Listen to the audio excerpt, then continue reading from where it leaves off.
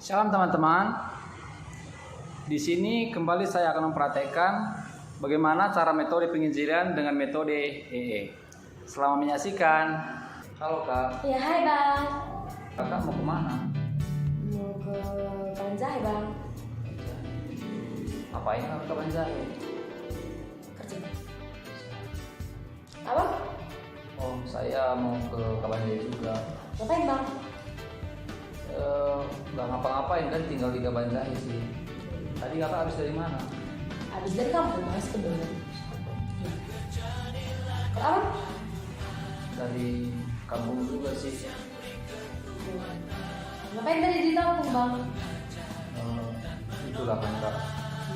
Ada saudaranya kawan meninggal dunia. Cuma kan pas tadi nyampe sana aku agak berpikirnya agak sedih juga. Pas saya katakan sedih, saya langsung berpikirnya seperti ini. Kawannya ini sudah masuk surga belum ya? Pikir bukan. Kalau misalnya kan, kalau misalnya kakak sendiri hari ini meninggal, dia itu meninggal surga. Aku juga dulu pernah kayak kakak, sebenarnya belum yakin untuk masuk surga. Tapi kemarin teman saya membagikan sama saya bagaimana cara memperoleh hidup yang kekal. Mulai dari situlah saya sudah yakin bahwasanya ketika saya pun meninggal, saya sudah akan masuk ke dalam surga. Hal itu sebetulnya adalah pemberian daripada Allah sendiri, dan itu tidak bisa kita perolehnya dengan perbuatan kita, tindakan kita, amal kita. Kenapa saya tadi katakan bahwasanya hidup kekal itu adalah kita peroleh dengan cuma-cuma pemberian Allah? Karena firman Allah sendiri berkata, sebab karena kasih karunia kamu diselamatkan, itu bukan hasil usahamu, itu adalah pemberian Allah. Jadi jelas firman Tuhan sendiri mengatakan bahwasanya hidup kekal yang akan kita terima ataupun hidup kekal untuk masuk ke dalam kerajaan surga itu adalah betul-betul pemberian Allah dan bukan semata-mata karena usaha yang kita lakukan.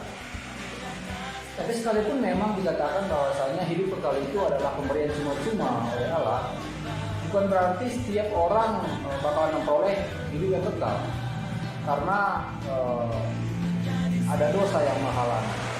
Menurut kakak sendiri, pengetahuan kakak, apa itu dosa? Perbuatan jahat ya, pasti nanya kakak bilang itu. Dosa juga bisa dikatakan dosa perkataan, dosa pikiran, dosa perbuatan. Dosa perkataan maksudnya ya perkataan kita yang mungkin perkataan kotor. Kalau sedangkan dosa pikiran itu yaitu ketika kita memikirkan pikiran-pikiran negatif, pikiran-pikiran kotor.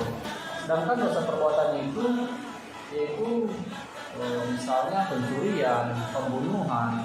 Akan tetapi ketika kita tahu berbuat kebaikan tapi tidak melakukannya, itu juga merupakan adalah sebuah dosa. Menurut kakak lah dulu, kalau dalam sehari itu berapa kali lah kakak ada berbuat dosa? Kembali lah. Jadi adalah misalnya satu hari itu kita berbuat dosa 3 kali. Jadi kalau dalam sebulan itu kita sudah berbuat dosa sebanyak 90 kali. Kalau setahun sudah 1080 kali. Jadi sajalah selama tahun itu kita berbuat dosa sebanyak 1000 kali. Kalau misalnya nanti Tuhan izinkan, kakak mau berapa lama hidup di dunia? 80 aja ya. Jadi kalau misalnya 80 itu nanti pas kakak meninggal kurang lebih 80.000 kali lah kakak berbuat dosa yang kakak lakukan selama di bumi. Menurut kakak sendiri, dengan dosa sebanyak itu kira-kira layak nggak untuk masuk dalam kerajaan surga? Dulu saya pernah berpikir bahwasanya untuk masuk dalam kerajaan surga itu yaitu dengan perbuatan baik, ibadah, amal. Sedangkan firman Tuhan sendiri berkata bahwasanya tuntutan untuk masuk ke dalam kerajaan surga itu yaitu adalah kesempurnaan. Seperti ada firman Tuhan berkata bahwasanya karena itu haruslah engkau sempurna sama seperti Bapamu sempurna. Dengan kata lain bahwasanya orang yang tidak sempurna tidak akan bisa masuk ke dalam kerajaan sorga. Saya akan mengambil sebuah ilustrasi, yaitu andai kata kita hendak ingin membuat telur dadar itu misalnya 10, akan tetapi di antara 10 itu ketika kita hendak gabung, kita masukkan di satu tempat, satu di antara 10 ini ada yang busuk. Tentunya oleh karena kebusukan yang satu ini di telur ini, bahwasanya telur yang 9 tadi tentunya tidak bisa dipergunakan lagi ataupun dimakan lagi. Demikian juga kita yang beranggapan bahwasanya hidup kekal itu bisa kita peroleh dengan perbuatan baik, itu tidaklah mungkin, karena firman Tuhan tadi mengatakan bahwasanya hendaklah kamu sempurna seperti Bapamu juga sempurna. Jadi dia bisa melakukan 100 kali kebaikan pun, tetapi satu berbuat kejahatan itu sama saja dengan satu tadi, dengan kejahatan kita yang satu tadi sudah tidak bisa lagi kita untuk masuk ke dalam kerajaan surga. Sekarang kita akan melihat bagaimana cara Allah untuk menyelamatkan manusia itu, ataupun cara Allah untuk memberikan hidup kekal itu agar manusia itu bisa masuk ke dalam kerajaan surga. Menurut Kakak sendiri bagaimana sebetulnya sifat-sifat Allah? Kakek lah. Ya, ada orang beranggapan memang persis seperti yang Kakak bilang, sifat Allah itu kayak kakek maksudnya yang dia mengasihi cucunya, kayak kakek kepada cucunya. Jadi ketika cucu ini berbuat dosa, ketika cucu ini salah, kakek ini tidak menghukum, tetapi tetap mengasihi cucu ini tanpa memberikan keadilan untuk menghukum dia. Tetapi ada juga yang beranggapan bahwasanya Allah itu seperti polisi yang ketika ada orang yang berbuat salah menghukum saja tanpa mengasihi. Kedua contoh tersebut adalah pengertian yang salah tentang Allah. Bagaimana sebetulnya pengertian atau tentang Allah yang benar? Allah itu sebetulnya adalah kasih. Kasih maksudnya dia tidak pernah ingin menghukum manusia sekalipun manusia itu telah berbuat dosa. Tapi selain daripada Allah itu kasih, Allah itu juga adalah adil. Allah itu adil maksudnya dia pasti menghukum manusia yang berbuat dosa. Mungkin kita bertanya bagaimana Allah itu kasih dan bagaimana juga dia sekaligus adalah Allah yang adil. Di sini saya akan menceritakan mengenai sebuah ilustrasi, yaitu mengenai Samila. Samila ini adalah pemimpin dalam suatu kelompok, di mana suatu waktu prajurit daripada Samila ini datang kepada Samila mengatakan bahwasanya persediaan makanan yang mereka miliki dicuri oleh seseorang. Ketika hal itu diketahui oleh Samila, tentu secara manusiawi dia naik pitam, dia marah, dia kesal, dia emosi. Dengan kesalahan tersebut, Samila mengambil sebuah tindakan ataupun membuat sebuah kebijakan bahwasanya barang siapa yang bakalan didapati mengambil ataupun mencuri makanan akan dihukum sebanyak 50 kali cambukan. Akan tetapi apa yang terjadi? Sekali waktu para pengawal Samila ini kembali datang kepada Samila mengatakan bahwasanya persediaan makanan mereka kembali dicuri. Akan tetapi pencurinya juga sekaligus kedapatan. Akan tetapi yang mengejutkan Samila ketika diketahuinya bahwa pencuri itu adalah orang tuanya sendiri. Tentu hal ini adalah menjadi dilema bagi Samila. Bagaimana atau tindakan apa yang harus dia lakukan? Dia sangat mengasihi orang tuanya, tetapi dia yang adil tidak mungkin juga tidak menghukum orang tuanya karena kebijakan yang telah dibuatnya. Kalau misalnya dia tidak menghukum orang tuanya, tentu rakyatnya akan memandang bahwasanya Samila ini tidak adil. Tetapi apa yang terjadi ketika hendak ingin hukuman dijalankan, Raja Samila ini ataupun Samila ini mengambil tindakan melepaskan laju basarannya dan berkata kepada prajurit agar mencambuk dirinya menggantikan ibunya. Kita lihat di sini bagaimana kasih Samila, dia yang mengasihi orang tuanya ini tidak ingin sebetulnya untuk menghukum orang tuanya, agar tetapi Samila juga harus bertindak adil. Dia harus menghukum orang yang telah mencuri seperti yang telah dikatakannya. Begitu juga kita lihat bagaimana kasih dan adil itu bisa bertemu dengan adanya pengorbanan. Demikian juga Allah menunjukkan kasihnya dan keadilannya kepada kita melalui Tuhan kita Yesus Kristus. Saya akan menjelaskan bagaimana cara Allah melalui sebuah ilustrasi bagaimana cara Allah menyelamatkan umat manusia dari dosa.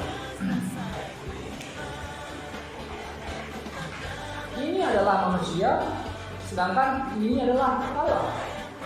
Allah ingin menganugerahkan hidup kekal kepada manusia, tetapi ada dosa yang menghalangi. Jadi ketika Allah ingin menganugerahkan hidup kekal kepada manusia, dosa inilah yang menghalangi sehingga manusia ini tidak dapat memperoleh hidup yang kekal. Dengan demikianlah makanya Allah sangat mengasihi manusia yang telah berdosa. Dia tidak ingin sebetulnya menghukum manusia ini.